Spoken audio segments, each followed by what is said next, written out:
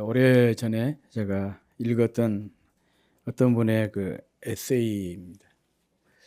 이분이 중학교 다니던 시절에 경험했던 내용을 한 토막을 가지고 적어 놓은 그런 글인데, 자기 친구 중에 하나가 있었는데, 이 친구가 매일같이 조그마한 쪽지에다가 무엇인가를 적어서 호주머니에 넣는 것을 발견을 했어요. 궁금해서 한 번은 친구에게 물었습니다. 내가 보니까 내가 쪽지에 무언가를 적어서 넣고 있는데 그게 뭐냐? 그렇게 물었더니 굉장히 처음에는 난처하고 어리둥절하더니 조심스럽게 입을 열었어요. 그것은 다름 아닌 친구들이 자기에게 섭섭하게 한 일, 섭섭하게 한 친구의 이름, 또 그 내용, 그 날짜, 그 장소, 이것을 쪽지에다가 적어가지고 호주머니에다가 넣는다는 거예요. 왜 그러냐 그랬더니, 내가 지금 힘이 없어가지고 이렇게 당하고 있지만 훗날 내가 힘이 있게 되면 나한테 이렇게 나를 힘들게 했던 사람들에게 다 복수하려고 그런다. 그래서 그 쪽지를 모아서 저녁에 자기 비밀 노트에다가 이렇게 기록한다. 그렇게 이 얘기를 해 주었어요. 이 말을 듣고 이 어린 마음이지만 굉장히 충격을 받았습니다. 섬뜩한 그런 느낌이 든 것이. 그리고 이 친구도 자기도 결심을 했어요. 나도 쪽지를 적어야 되겠다. 그래서 이 사람은 두 가지를 적은 거예요. 자기를 섭섭하게 하고 했던 사람, 그 일, 장소, 또 날짜. 그리고 그것뿐만 아니라 또 하나의 쪽지에는 자기에게 고마웠던 사람, 그 일, 또 그 사람, 그 날짜를 적었습니다.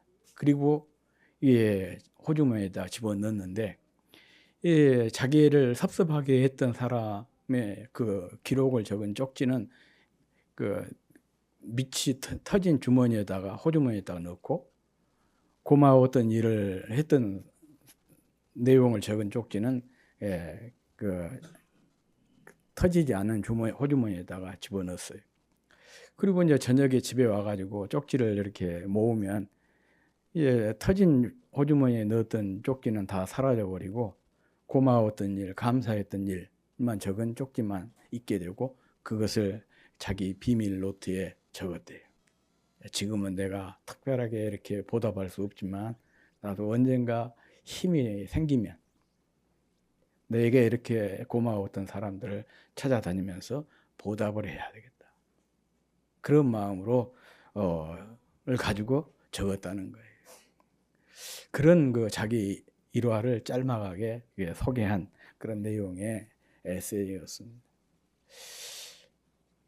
그 간단한 얘기 같지만 평생을 이렇게 어떤 피해 의식 속에서 복수를 꿈꾸며 살았던 사람과 또 감사 의식을 가지고 어떻게든지 내가 보답을 해야 되겠다. 그런 마음으로 산 사람과 그 삶이 어떻게 달라졌을까? 충분히 우리가 짐작할 수 있지 않을까 싶습니다. 사실 그 행복과 불평 또 불행이라고 하는 것은요, 어떤 그 조건과는 크게 상관이 관계가 별로 없습니다. 주변에서도 보면 별로 가진 것 없는데 이런 사람을 가리켜 가난한 사람이라고 해요. 가난하지만은 항상 늘 마음속에 행복이 있는 사람, 행복하게 사는 사람이 있는가 하면 누가 봐도 가진 것이 많은 사람이에요. 저런 사람은 무슨 걱정이 있을까? 무슨 불평이 있을까? 무슨 염려가 있을까?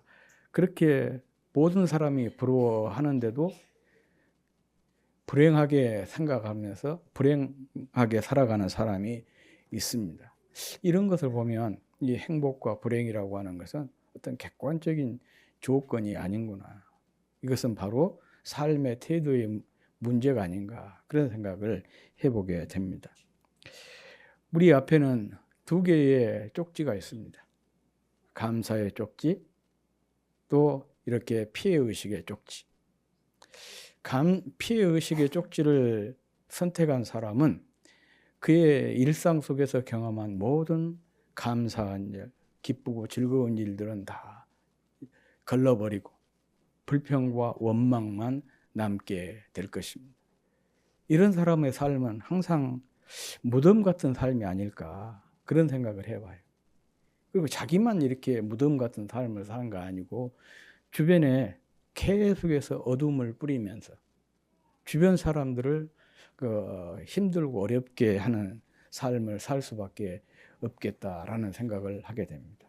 반면에 이 감사의 쪽지를 선택한 사람은 일상 속에서 불평이나 원망 같은 걸 다 걸러내고 삶에 늘 감사와 기쁨으로 충만하게, 소위 말하면 매일이 축제와 같고, 이제 자기 삶이 이렇게 기쁘고 즐거우니까 또 주변에는 어떻게 하겠습니까? 계속해서 빛을 뿌릴 수밖에 없죠. 행복 바이러스가 될 수밖에 없죠. 그리고 이렇게 감사의 쪽지를 가진 사람의 말은 항상 이렇습니다. 성경에 이런 말씀 나오잖아요. 사람이 무엇이간데 주께서 저를 생각하시며 인자가 무엇이간데 주께서 저를 권고하시나이까.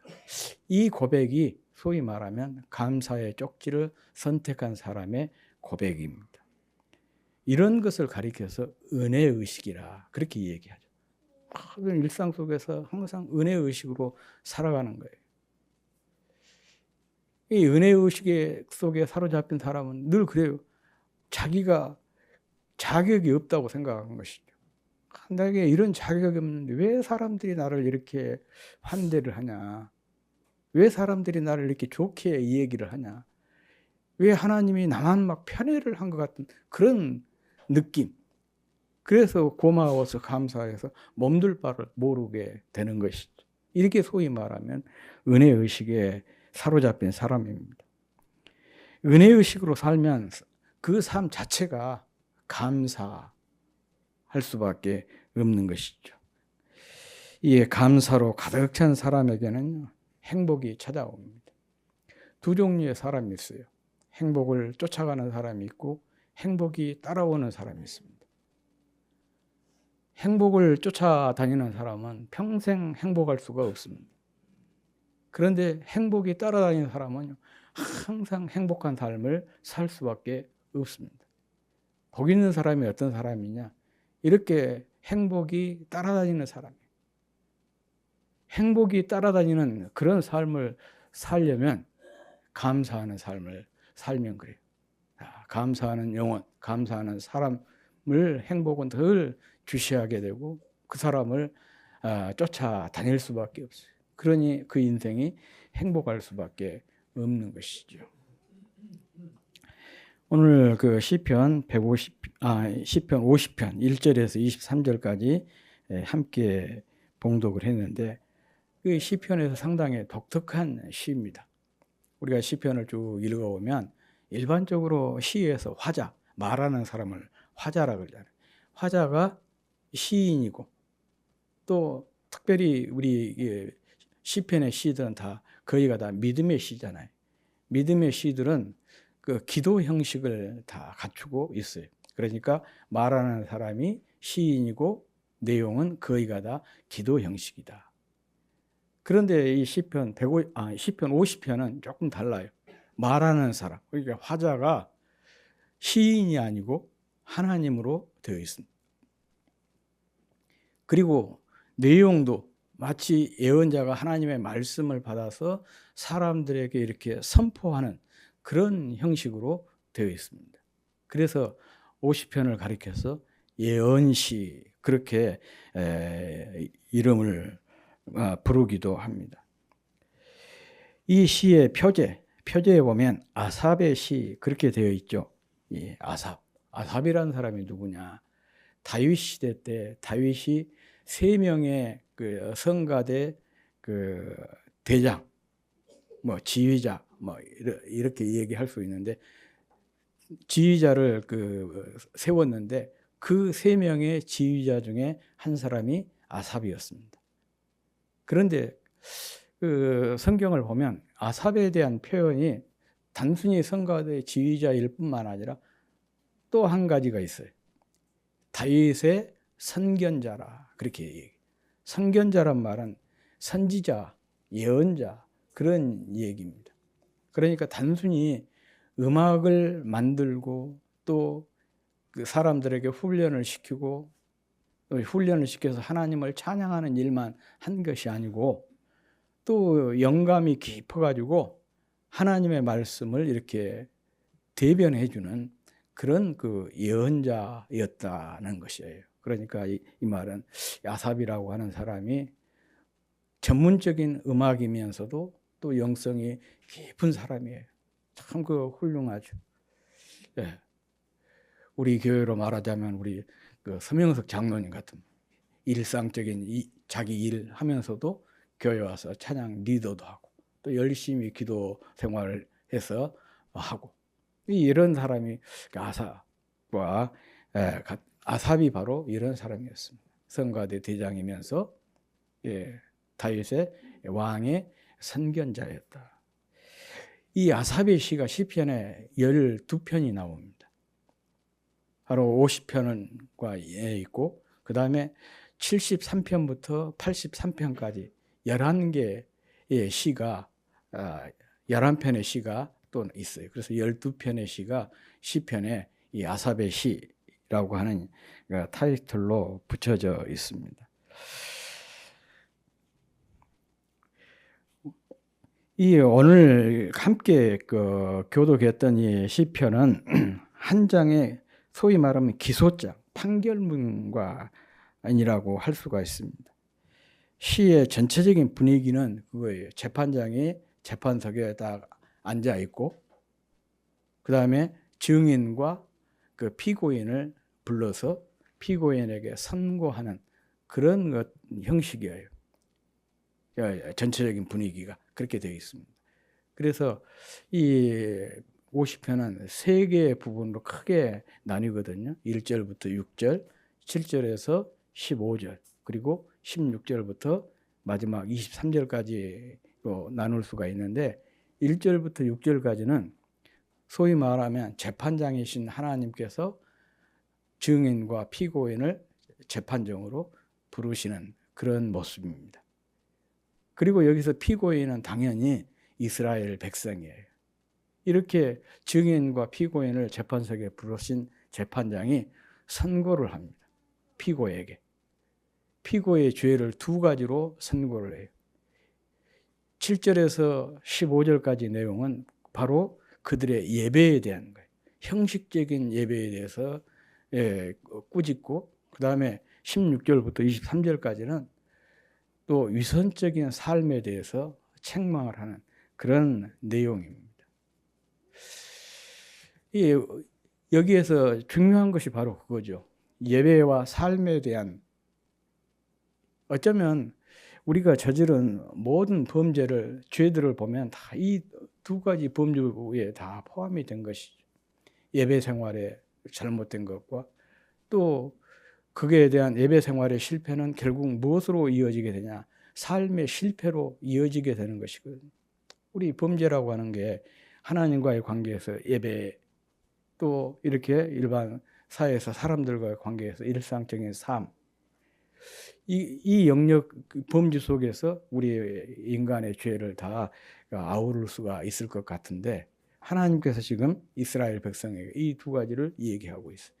형식적인 예배, 위선적인 삶. 예배와 삶은 깊은 연관이 있습니다. 예배가 실패하면 삶도 실패할 수밖에 없습니다. 잘못된 예배 생활은 결국은 위선적인 삶으로 나타날 수밖에 없는 것입니다. 이 점을 하나님께서 지금 이스라엘 백성들을 이렇게 하나님의 법정에 세워놓고 꾸짖고 있습니다. 왜 그들이 이렇게 잘못된 예배, 그로 인해서 위선적인 삶을 살게 되었느냐? 그 원인은 딱 한 가지입니다. 한 단어로 얘기할 수가 있어요. 감사해요.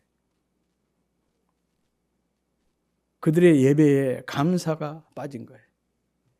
감사가 빠지니까 그들이 열심히 예배를 드리지만 그 예배가 형식적인 습관적인 예배로 전락하게 된 것입니다.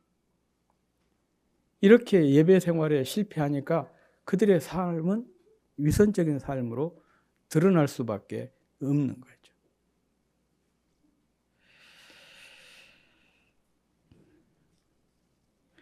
오늘 그 50편 이 시에 보면 예배의 중요성을 강조하는 말씀이 나옵니다. 5절 말씀이에요. 우리 같이 한번 읽어보겠습니다. 시작.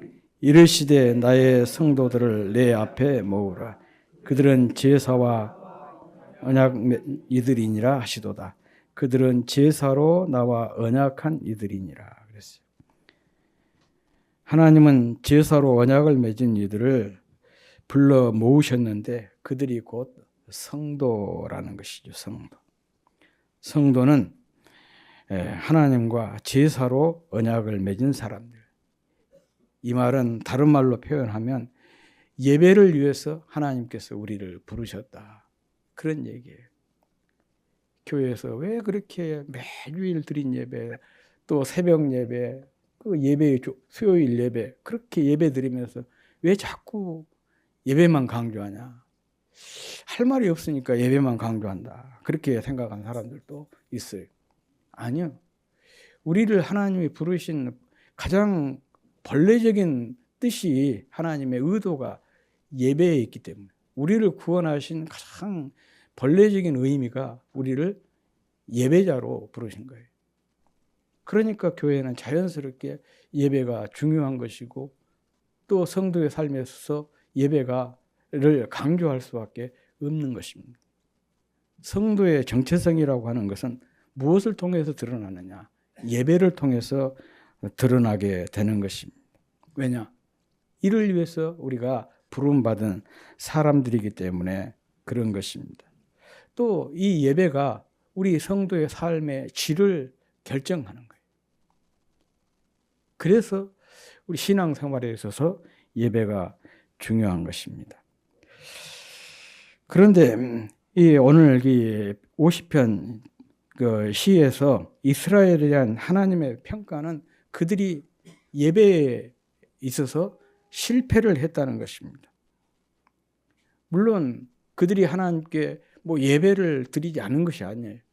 열심히 하나님께 예배를 드렸고 정말 오늘 본문을 보면 굉장히 화려하고 풍성한 예배를 드렸습니다. 그래서 하나님께서 이렇게 말씀하시잖아요. 8절에 보면 나는 내 재물 때문에 너를 책망하지는 아니하리니 내 번제가 항상 내 앞에 있음이로다. 너희들이 예배를 안 드리고 또 재물을 소홀히 드렸기 때문에 내가 이렇게 너희들을 책망한 것이 아니다는 얘기죠. 이 말은 무슨 말이에요? 그들이 굉장히 열심히 하나님께 예배를 했다는 것이죠. 또 좋은 재물로 많은 재물을 드리면서 하나님께 예배를 드렸다는 것입니다. 그런데 문제는 그 예배에서 하나님께서 기뻐하시는 그 요소가 빠졌다는 거예요. 이게 지금 이스라엘 백성들의 문제점입니다. 그것이 바로 감사라는 것입니다. 오늘 그 시편 50편은요. 이 예배의 본질, 제사의 본질을 얘기를 하고 있습니다. 제사의 본질이라고 하는 것은 제물이고 제물의 본질은 제물의 어떤 많고 적음이라든지 그 종류에 있는 것이 아니라 그 제물을 드리는 사람, 이 사람을 누구라 그러죠? 제사자, 예배자라 그러죠. 제사자의 마음이 중요하다는 거예요. 우리가 이것을 망각해서는 안 됩니다. 교회 성가대가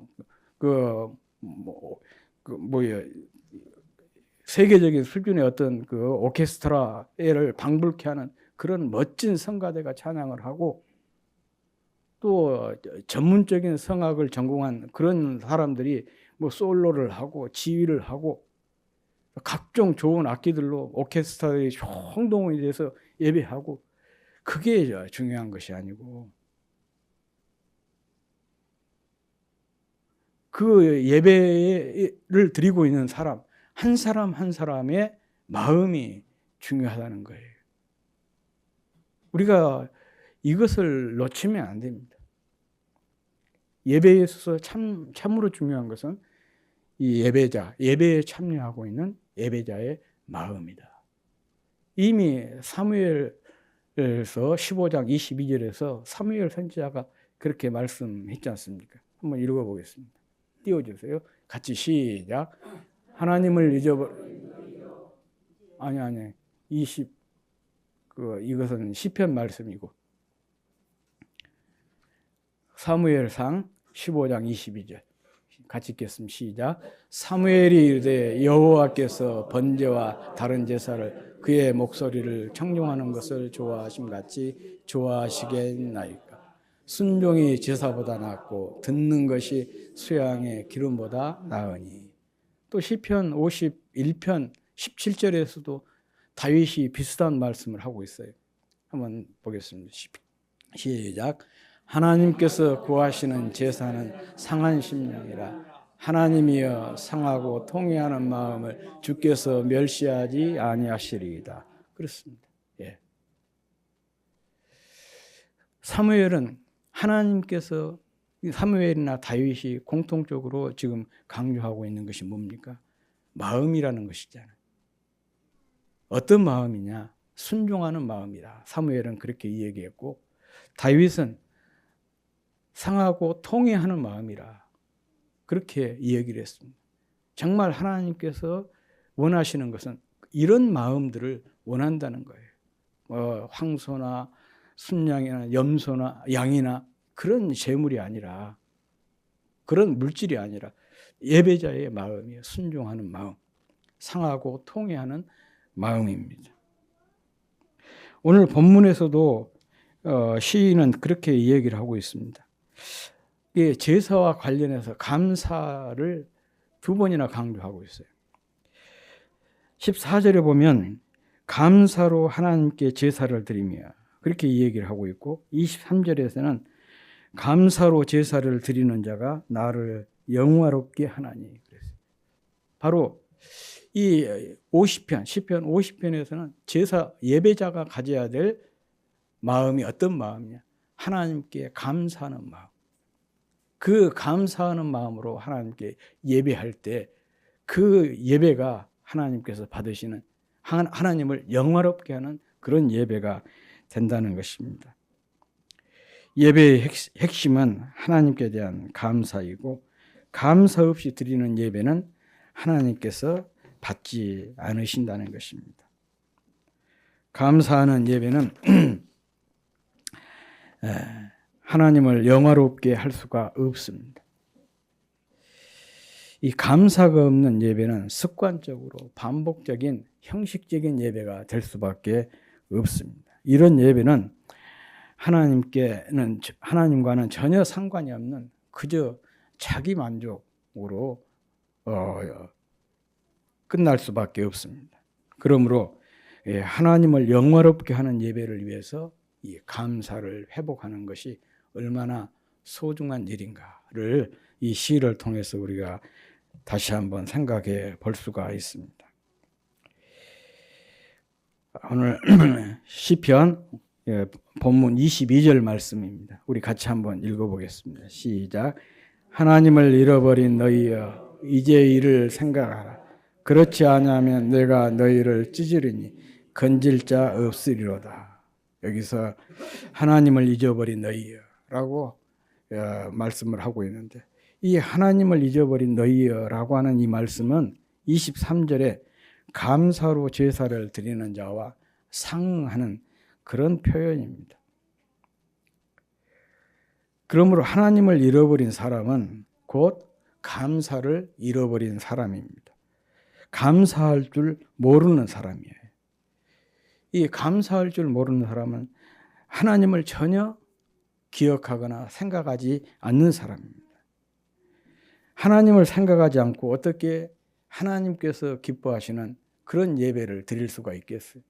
물론 하나님을 생각하지 않고도 얼마든지 예배할 수가 있어요.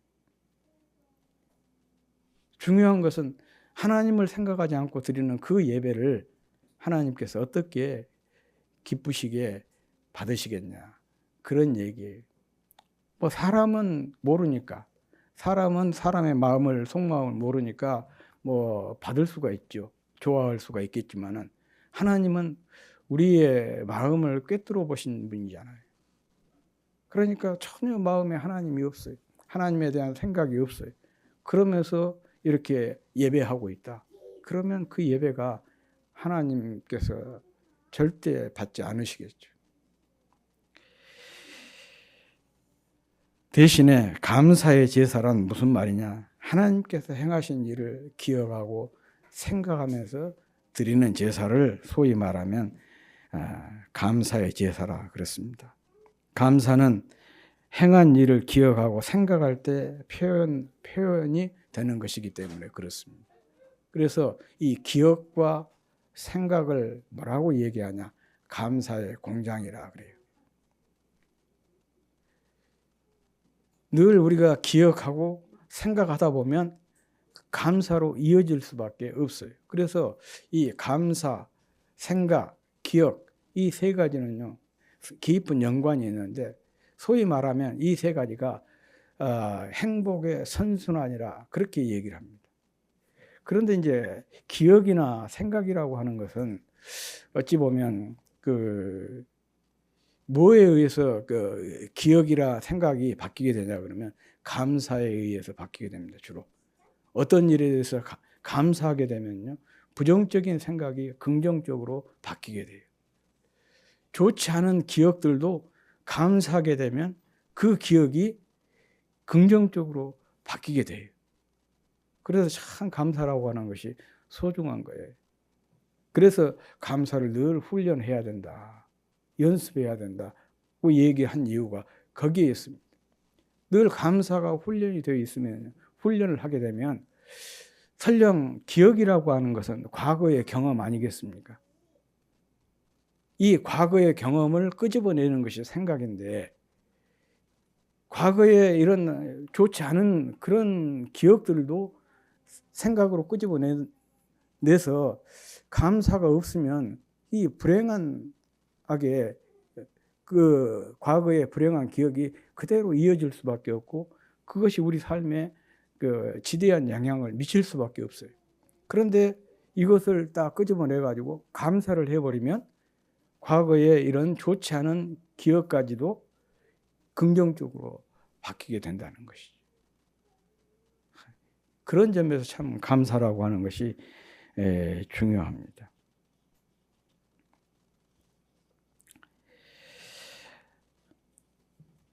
사람에게도 하나님에게도 다 마찬가지입니다. 늘 기억하고 생각할 때 어떤 사람에 대해서도 우리가 그러지 않습니까?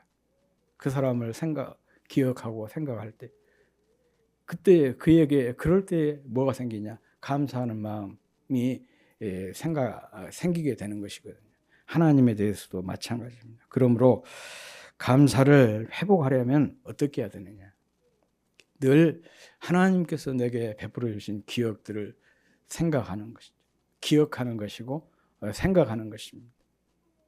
그러면 자동적으로 감사할 수가 있게 되는 거예요. 우리가 오늘 예배 찬양으로 드렸던 304장 찬송가 그 작사자가 프레드릭 레만이라고 하는 분인데, 이분이 목회자였습니다. 이분이 시를 이렇게 이제 곡을 붙여서 우리 찬송가에서 지금 불려주고 있는 은혜의 찬양인데, 이 목사님이 목회 초기에 아주 어려운 교회에서 사역을 했대요. 교회에서 사례비를 받을 수 없을 만큼 힘든 교회. 그러니까 자기가 평일 일을 해가지고 가족을 부양하고 그러면서 교회를 운영을 했어요. 그 옆에 있는 레몬 공장에 가가지고 박스도 싸고 뭐 이런 일들을 했는데, 그러다 보니까 목회자로서 상당히 힘들고 어렵지 않았겠어요. 또 똑같이 신학을 공부를 했는데 다른 친구들은 비교를 했을 때 거기에서 오는 소위 어떤 박탈감이랄지 그런 것들도 있었을 것이고, 또 가장 미안한 것이 뭐냐, 가족이에요. 내가 목회를 잘해서 조금 사례를 잘 받고 내 생활이 조금 넉넉하면 자연스럽게 자녀들이나 가족에게도 혜택이 돌아가니까 좋은데, 내가 목회를 못 해가지고 내가 이렇게 공장에 다니면서 이렇게 해서 생활비를 벌어가면서 해야 된다. 그래서 나로 인해서 자녀나 아내가 이렇게 힘들겠다. 이런 것들을 생각하면 더 주눅이 든 것이죠. 힘들어지는 것이죠. 이 목사님도 그런 심정이었던 것 같아요. 그래, 아내가 싸준 도시락 가지고 공장에 가서 일하고, 또 혼자서 홀로 밥 먹고 또 일하고 돌아오고. 그러던 어느 날 근처 더미 밑에 옆에서 이렇게 점심을 먹으려고 도시락을 딱 푸는데 거기에서 쪽지가 하나 딱 떨어졌어요. 아내가 남편을 격려하기 위해서 써준 쪽지였던 것 같아요. 그 쪽지의 내용이 어떤 내용이었었냐 그러면, 바다가 먹물이고 하늘이 두루마리인들 어찌 하나님의 사랑을 다 적을 수 있으랴. 오래전 유태인의 어떤 시인이 쓴 시의 한 구절이었습니다. 이 목사님이 이 시를 딱 읽고 거기에서 큰 감동을 받았어요. 자기는 아내가 자기에게 원망할 줄로 알았어요.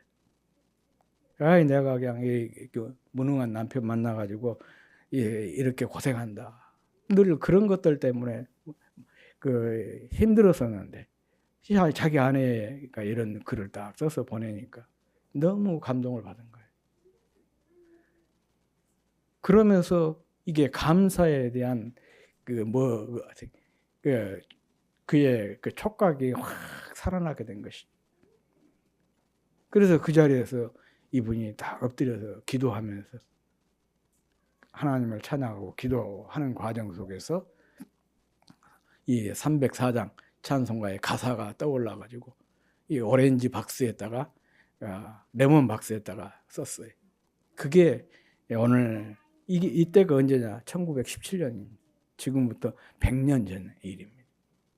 지금도 많은 성도들에게 이렇게 은혜가 되는 그런 찬양으로 불려지고 있습니다. 네. 환경이 바뀐 건 아니잖아요. 상황이 그런다고 해서 그 상황이 바뀐 것이 아니지 않습니까? 중요한 것은 이렇게 감사하게 되니까 뭐가 바뀌게 되냐? 세상을 바라보는 그의 눈이 바뀐 거예요. 세상을 바라보는 눈이 바뀌니까 또 그것을 해석하는 해석이 달라진 것이에요. 똑같은 일도 어떻게 해석하느냐에 따라서 의미가 또 달라진 거 아니겠습니까?